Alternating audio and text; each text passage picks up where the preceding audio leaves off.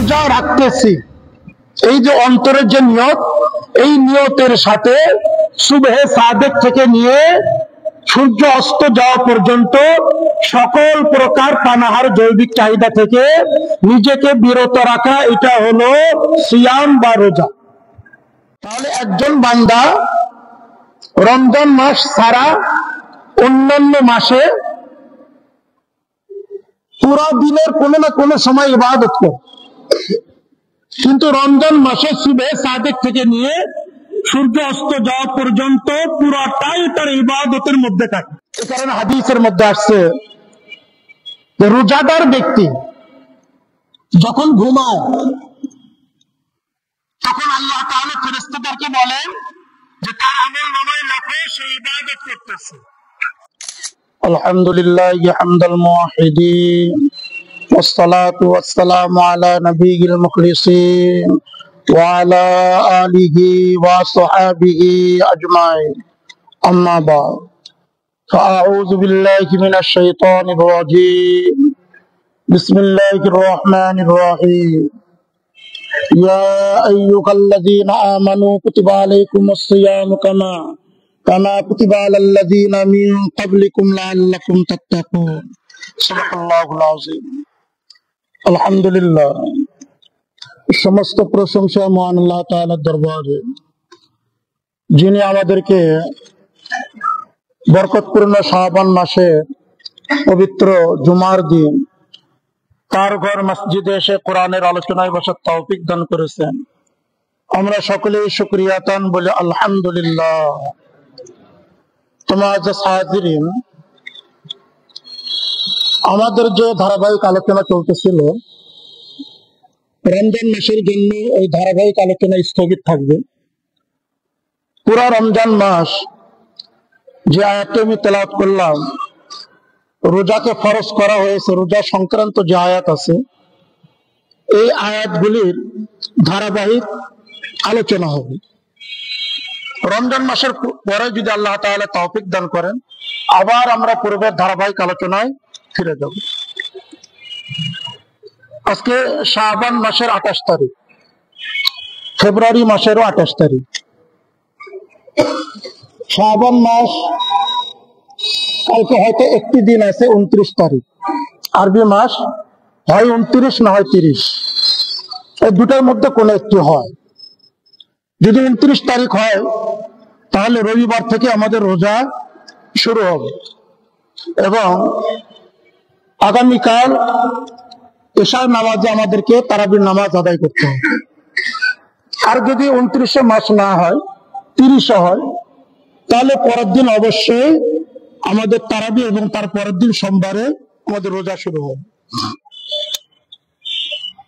যে আয়াতটি আমি তেলাওয়াত করলাম, এই আয়াতের মধ্যে আল্লাহ তাআলা বলেন, ইয়া আইয়ুহাল্লাযীনা আমানু, হে ঈমানদারগণ, কুতিবা আলাইকুমুস সিয়াম, তোমাদের উপর রোজাকে ফরজ করা হয়েছে, কামা কুতিবা আলাল্লাযীনা মিন ক্বাবলিকুম, যেমনি ভাবে তোমাদের পূর্ববর্তীদের উপর ফরজ করা হয়েছিল, লাআল্লাকুম তাত্তাকুন, যাতে তোমরা তাকওয়া অর্জন করতে পারো। তোমার যে হাজিরিন, কুতিবা আলাইকুমুস সিয়াম, সিয়াম এটা হলো সওমের বহু বচন। সওম মানে হলো শাব্দিক অর্থ বিরত থাকা, আল ইমসাক। সওমের বহু বচন হলো সিয়াম, বিরত থাকা শাব্দিক অর্থ, যে কোনো কিছু থেকে বিরত থাকাই ওটাকে সওম বলে শব্দগত ভাবে। শরীয়তের পরিভাষায় সিয়াম কাকে বলে, সওম কাকে বলে? আল ইমসাক আনিল আকলি ওয়াশ শুরবি ওয়াল জিমাই মিন তুলুইল ফাজরি ইলা গুরুবিশ শামস মা ইকতিরানিন নিয়া। এটা হলো শরীয়তের পরিভাষা। সওম হলো ফজর থেকে নিয়ে, অর্থাৎ সুবহে সাদেক থেকে নিয়ে সূর্য অস্ত যাওয়া পর্যন্ত সর্বপ্রকার পানাহার জৈবিক চাহিদা থেকে বিরত থাকা, মা ইকতিরানিন নিয়া, নিয়তের সাথে। আমি রোজা রাখতেছি, এই যে অন্তরের যে নিয়ত, এই নিয়তের সাথে সুবহে সাদেক থেকে নিয়ে সূর্য অস্ত যাওয়া পর্যন্ত সকল প্রকার পানাহার জৈবিক চাহিদা থেকে নিজেকে বিরত রাখা, এটা হলো সিয়াম বা রোজা। তোমার হাজিরিন, রোজা হলো বিরত থাকা। এই যে বিরত থাকা, এটা হলো ইবাদত। এটা হলো কি? ইবাদত। তাহলে একজন বান্দা রমজান মাস ছাড়া অন্যান্য মাসে পুরা দিনের কোনো না কোনো সময় ইবাদত করে, কিন্তু রমজান মাসে সুবহে সাদেক থেকে নিয়ে সূর্য অস্ত যাওয়া পর্যন্ত পুরোটাই তার ইবাদতের মধ্যে থাকে, পুরো দিন তার ইবাদতের মধ্যেই কাটে। এ কারণে হাদিসের মধ্যে আসছে, রোজাদার ব্যক্তি যখন ঘুমায় তখন আল্লাহ তাআলা ফেরেশতাদেরকে বলে যে তার আমল নামায় লেখো, সে ইবাদত করতেছে। আসলে তো ইবাদতের মধ্যে আছে। রোজাদার ব্যক্তি যখন চুপ থাকে তখন আল্লাহ তাআলা ফেরেশতাদেরকে বলেন যে তুমি লেখো তার আমল নামায় সে তাসবিহ আদায় করতেছে। তোমার হাজিরিন, রাসূল করিম সাল্লাল্লাহু আলাইহি ওয়াসাল্লাম তিনি বলেন, ইযা জাআ রমাদান, যখন রমজান মাস আসে, ফুতিহাত আবওয়াবুল জান্নাহ, জান্নাতের সমস্ত দরজা আল্লাহ তাআলা খুলে দেন। ওয়াগুলিকাত আবওয়াবু জাহান্নাম, আর জাহান্নামের সমস্ত দরজা বন্ধ করে দেন। আর শয়তানকে আল্লাহ তাআলা জিনজিরে আবদ্ধ করে রাখেন। কারণ কি?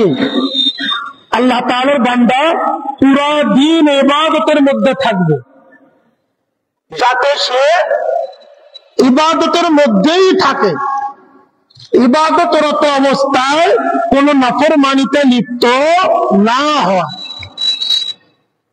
তোমার হাজিরিন, এটা একমাত্র রমজান মাসের জন্য আল্লাহ তাআলা এই তিনটি আমাদের জন্য ফজিলত বর্ণনা করেছেন। জান্নাতের দরজা খোলা, জাহান্নামের দরজা বন্ধ, শয়তান শিকলে আবদ্ধ। এখন বান্দা ইবাদত করবে, পুরোপুরি আল্লাহ তাআলার পথে চলবে। তোমার হাজিরিন, রাসূল করিম সাল্লাল্লাহু আলাইহি ওয়াসাল্লাম তিনি বলেন, বান্দা যখন ইবাদতের মধ্যে থাকে তখন আল্লাহ তাআলা পুরোটা দিন তার ইবাদতের মধ্যে তার আমলনামায় লেখা হয়।